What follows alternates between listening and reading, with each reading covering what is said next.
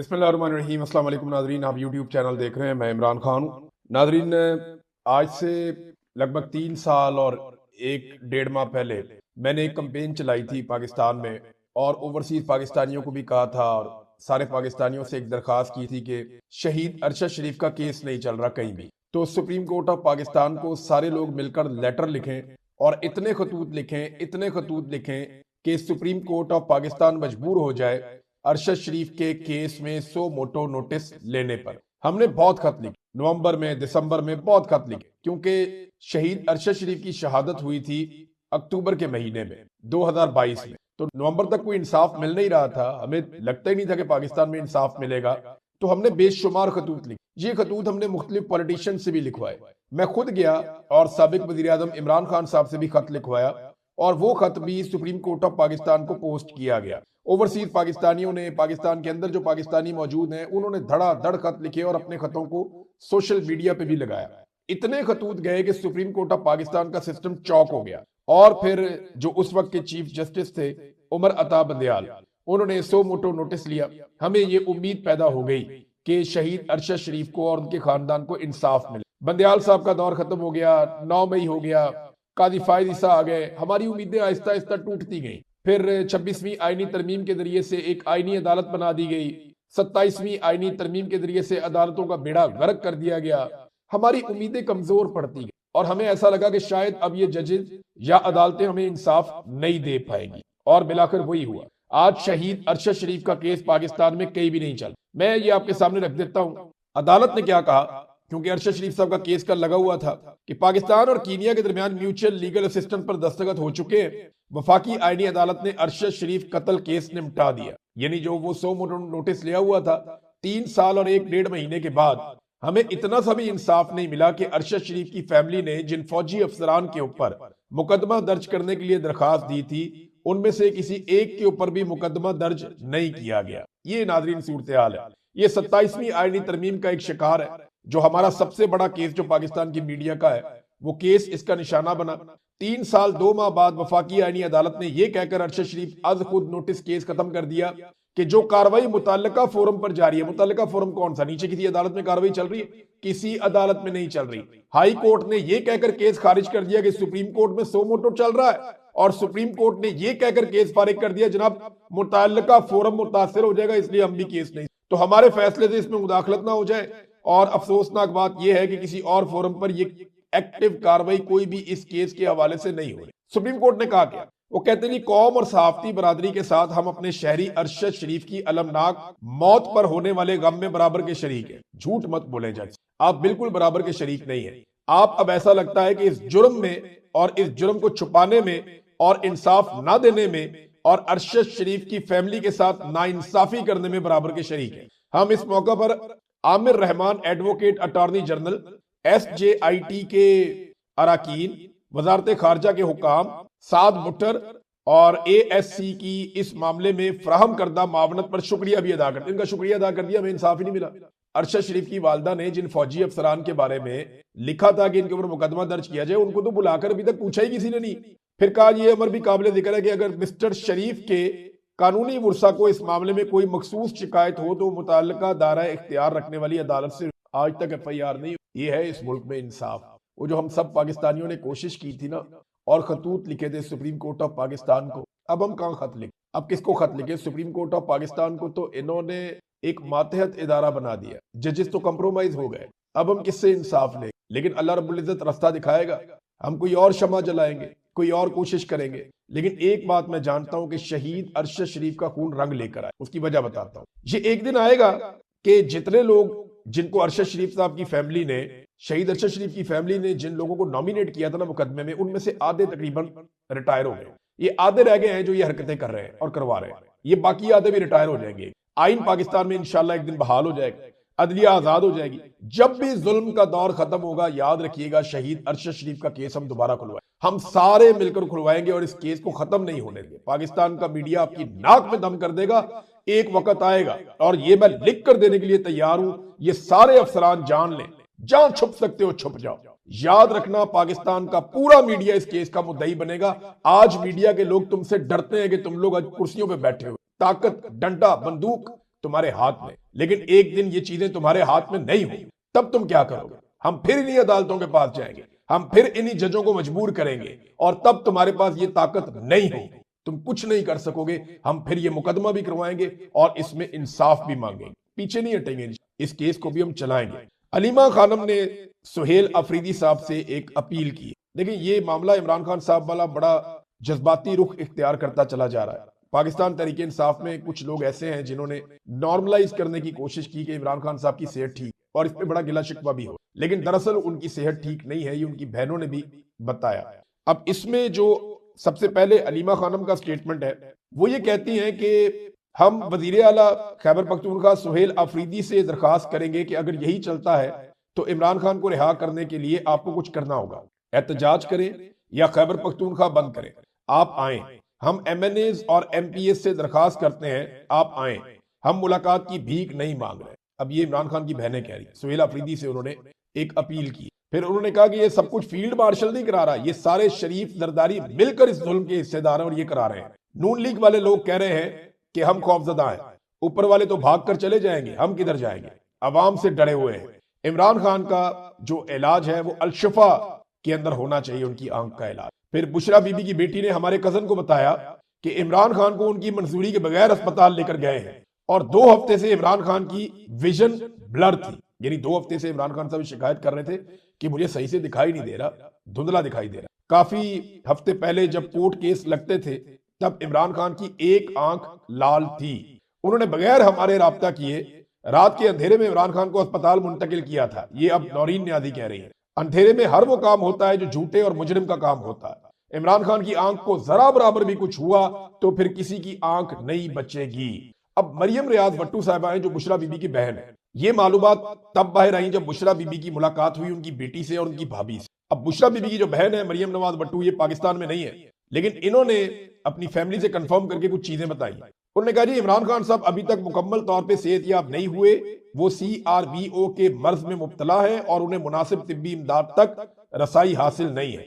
Party क़यादत और doctor LSJ Edward को फौरी तौर पर इनके जाती मुआलिजीन तक रसाई के लिए दबाव डालना चाहिए, क्योंकि अभी तक इन्हें सिर्फ जेल के एक जूनियर डॉक्टर के जरिए देखा जा रहा है और इन्हें आंखों के माहिर डॉक्टर से बाकायदा इलाज की सहूलत में असर नहीं है। उनके अहले खाना को भी बगैर किसी पाबंदी के उनसे मिलने की इजाजत दी जानी चाहिए। वो बदस्तूर कैद तन्हाई में है, ये सलूक गैर मुनसिफाना और नाकाबिले कबूल है।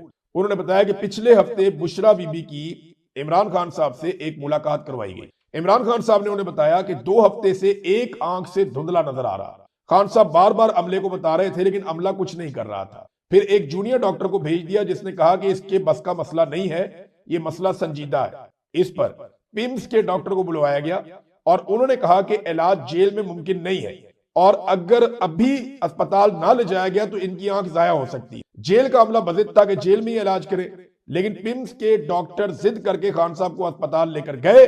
खान साहब की तबीयत बेहतर है लेकिन वो पूरी तरह ठीक नहीं है। ये नादरीन इमरान खान साहब की बहनों के स्टेटमेंट है और इसके अलावा ये एक स्टेटमेंट जो है वो मैंने आपको बताया, बुशरा बीबी की बहन का भी एक स्टेटमेंट सामने आया।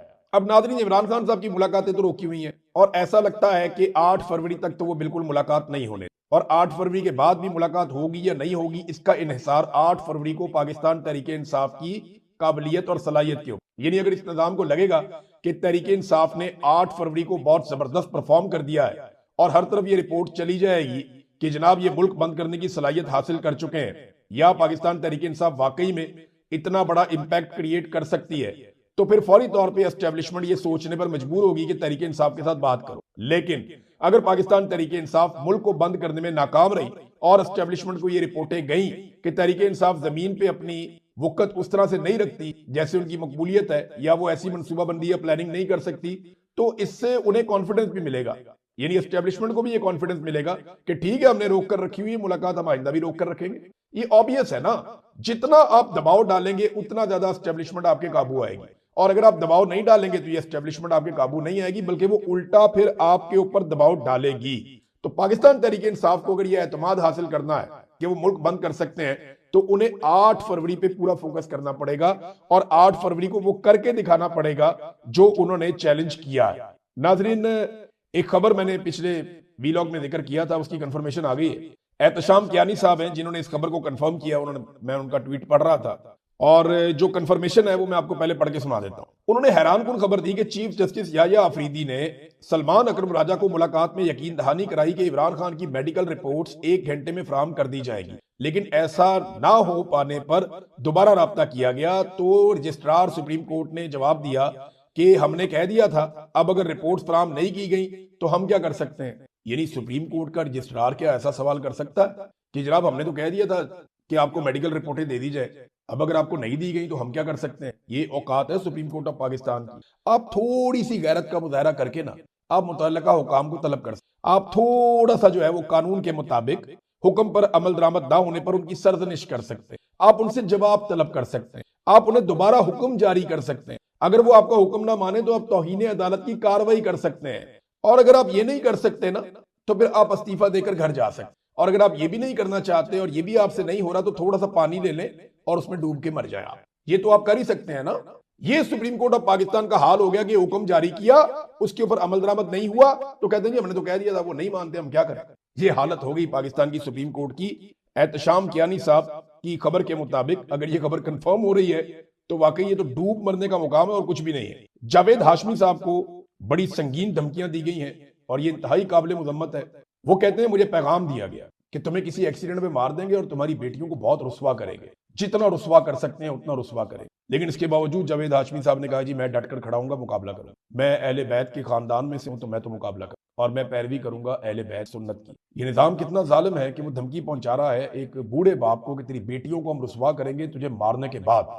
अस्तगफिरुल्लाह, ये इस लेवल तक पहुंच गया। और जावेद हाशमी को ऐसे झूठ बोलने की कोई जरूरत नहीं है इस, और अपनी बेटियों के बारे में बोलने की तो बिल्कुल भी जरूरत नहीं। ये इंतहाई गैर मुनासिब है और इंतहाई घटिया हरकत। नादरीन, मरियम नवाज ने एक स्टेटमेंट दिया। ये टिकटॉकरे आला का स्टेटमेंट देखें, आपको बड़ा मजा आएगा। स्टेटमेंट ये है कि दोस्त ममालिक के सरमायाकार मुझे कहते कि हमें लगता था पंजाब या पाकिस्तान कोई ईंट पत्थर के जमाने का और गारों में रहने वाले लोगों का मुल्क है। अंदाजा करें, ये वो औरत कह रही है जिसका बाप 2 मरतबा वजीर आला और 3 दफा वजीर आजम रहा। ये वो औरत कह रही है जिसका चचा 3 मरतबा वजीर आला और 2 मरतबा वजीर आजम रहा। ये वो औरत कह रही है जो खुद भी वजीर आला है और इससे पहले इसका कजन भी वजीर आला रहा। ये वो औरत कह रही है जिसकी पार्टी गुज़िश्ता 40 साल से लगभग 4 दहाइयां होने वाली है, ये पार्टी इक्तदार में है, खानदान इक्तदार में है। ये वो औरत कह रही है, आप अंदाजा कर। इसका बनता है ये कहना। यानी पाकिस्तान को अगर पत्थर के दौर में रखा और गारों के दौर में रखा और ये इमेज पाकिस्तान का पूरी दुनिया में दिया तो किसने दिया? किसने दिया? इनके अब्बा जी ने और इनके चाचा जी ने दिया ना। यही पाकिस्तान को रिप्रेजेंट कर रहे थे, यही पाकिस्तान के बारे में सारी दुनिया को बता रहे थे। या उन डिक्टेटरों ने दिया जिनके ये जूते पॉलिश करते हैं, और किसने दिया? इमरान खान का तो जुम्मा 4 दिन का इक्तदार था, सारा कुछ तो आप उस पर नहीं डाल सकते।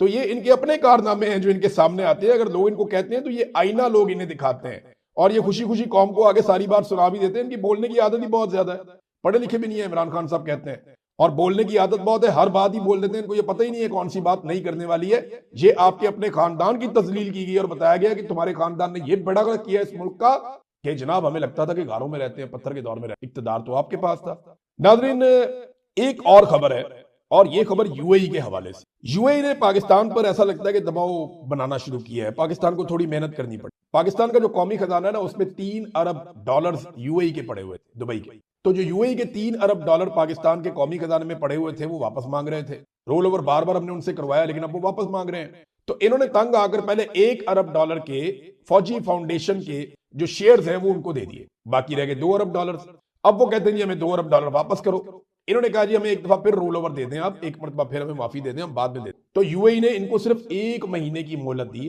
1 महीने की तौसीह दी है कि 1 महीने के बाद पैसे वापस दे। ऐसा लगता है कि पाकिस्तान की हुकूमत से फिर कोई काम करवाया जाए या ख्वाहिशात का इजहार किया जाएगा। पता नहीं हम क्या बेचेंगे, क्या देंगे, कौन सी अपनी ख्वाहिश जो है, किसकी ख्वाहिश हम पूरी करेंगे, कौन सा अपना उसूल तोड़ेंगे, कुछ तो हमें करना पड़ेगा ना, या फिर ये पैसे देने पड़ेंगे। लेकिन पाकिस्तान ने दरखास्त की है जनाब कि 1 साल का हमें मजीद टाइम दे दिया जाए। अब एक तरफ यूएई पैसे मांग रहा है और पाकिस्तान कहते हैं जनाब देते हैं पैसे। दूसरी तरफ वाली जरा कहानी आप देखें कि नैब का डीजी कहता है कि 2025 में हमने $22 अरब रिकवर किए हैं। भाई $22 अरब आपने 2025 में अगर रिकवर किए हैं वो गए कहां पे? कौमी खजाने में तो नहीं आए। कौमी खजाने में तो पैसा पड़ा हुआ है, उसमें से $12 अरब दोस्त ममालिक के हैं, कुछ $3.5 अरब हमारे अपने। तो वो जो $22 अरब आपने रिकवर किए वो किस खजाने में गए, किसके पास गए, किसकी जेब में गए, किसके पास है वो? उन $22 अरब में से $2 अरब आप दे दें यूएई को वापस। आपको तो फर्क ही कोई नहीं पड़ना चाहिए, आपने तो $22 अरब रिकवर कर लिए। तो ये झूठो झूठ चुताली हुकूमत चल रही है, हर बात में झूठ बोलते जाएंगे बोलते जाएंगे। भाई आप आदादो शुमार दिखाएं ना, हमें पैसे कहां पे आए। ये जब इमरान खान के दौर में वो नैब कहता था जब हमने पैसे रिकवर किए, हम कहते थे बताओ कहां पे है, वो दिखाते थे सुप्रीम कोर्ट के अकाउंट में मलक रियाज वाले पैसे पड़े हुए हैं, फलाने पैसे यहां पड़े हुए, ये हमने रिकवर कर लिए, ये पैसा यहां पे है। ये शहजाद अकबर पूरा डिटेल देता था उस दौर में कि इतना रिकवर हो गया, इतनी हमने जमीनें ले ली है, ये चीजें हमने ले ली है और बाकी हम रिकवरी इतनी करने वाले हैं। यहां पे ये डिले मुंह के साथ कह देते हैं जनाब हमने 22 अरब डॉलर रिकवर कर लिया, 2-2 अरब डॉलर, 1-1 अरब डॉलर के लिए आपका वजीर आजम जो है वो पंबीरी बना हुआ है पूरी दुनिया के अंदर, चिंची रिक्शे की तरह एयरपोर्ट का तैयारा चल रहा है, कोई आपको 1-1 अरब डॉलर नहीं दे रहा। रोल ओवर करवाने के लिए आप तरले मिलते कर रहे हैं, 22 अरब डॉलर आपने रिकवर किया, वापस करें आप। तो ये झूठ बोल, और फिर कहते हैं जी हमने कौम के लिए मुश्किल फैसले किए, बार बार कहते हैं ना हमने कौम के लिए बड़े मुश्किल फैसले किए हैं, हमने मुल्क बचाने के लिए बड़े मुश्किल फैसले, हमें मुश्किल फैसले करने पड़ते हैं। जरा मुश्किल फैसले देखिए, क्या इन्होंने कोई ऐसा मुश्किल फैसला किया जिसमें इन्होंने अपना प्रोटोकॉल छोड़ दिया हो? नहीं किया। क्या इन्होंने कोई ऐसा मुश्किल फैसला किया कि इन्होंने करप्शन खत्म कर दी हो? नहीं किया। क्या कोई ऐसा मुश्किल फैसला किया जिन्होंने अपनी अयाशियां खत्म कर दी हो? नहीं किया। क्या कोई ऐसा मुश्किल फैसला किया जिसमें ये इकोनॉमी क्लास में बैठ के दुनिया के चक्कर लगाएं और महंगे होटलों में ठहरना बंद कर दें? नहीं किया। क्या कोई ऐसा मुश्किल फैसला किया कि ये अब आम मुसाफिरों के साथ जाएं और अपनी फैमिली को, अपनी मुलाजमाओं को, अपने साथ सहाफियों के बहुत बड़े बड़े ग्रोहों को या अपने पसंदीदा लोगों को जोक तर जोक लेकर बैरूने मुल्क ना जाएं? क्या इन्होंने ये मुश्किल फैसला किया? नहीं किया। क्या इन्होंने अपने अखराजात कम किए? नहीं किया। क्या इन्होंने माफिया को लगाम डाली? नहीं डाली। शुगर माफिया को लगाम डाली? नहीं डाली। गंदम माफिया को नहीं डाली। इन्होंने जो लैंड माफिया है उसको भी लगाम नहीं डाली। तो इन्होंने तो कोई काम नहीं किया, कोई मुश्किल काम नहीं किया। क्या अवाम को इन्होंने कोई रिलीफ दिया जो बड़ा मुश्किल काम है? वो भी नहीं किया। क्या किसी आलमी ताकत को इन्होंने अब तक इनकार किया? वो भी नहीं किया। कोई मुश्किल काम इन्होंने नहीं किया। इन्होंने सारे फैसले आसान किए, सारे आसान काम इन्होंने किए। कौन से आसान काम? तनख्वाहदारों के ऊपर टैक्स लगा दो, आसान तरीन काम है। महंगाई में इजाफा कर दो, इससे पैसा कमाओ, आसान तरीन काम है। बिजली गैस महंगी कर दो, पेट्रोल महंगा कर दो, लोगों का खून नचोड़ लो, आसान काम है। इन्होंने बड़े आराम से ये काम किया। इदारे अपने गिरवी रख दो, औने पुने इदारों को बेच दो, ये तो बहुत आसान फैसले। इस हुकूमत ने एक भी मुश्किल फैसला नहीं किया, अवाम की मुश्किलात में इजाफा किया और अपनी सहूलतों में इजाफा किया और लोगों को बेवकूफ बनाने के लिए कहते हैं कि हमने बड़े मुश्किल फैसले, टके का मुश्किल फैसला इन्होंने नहीं किया। ये अय्याश तरीन हुकूमत है जो बेहतरीन हुक्मरानी के मजे ले रहे और कुछ। यहाँ लोग कत्लेआम हो रहे हैं, यहाँ पता नहीं किस किस तरह की चीजें हो रही है। पाकिस्तान कहां से कहां रह गया, दुनिया कहां से कहां जा रही है। हमारे यहाँ पे 12-12 शहरों में एक साथ अटैक हो रहे हैं।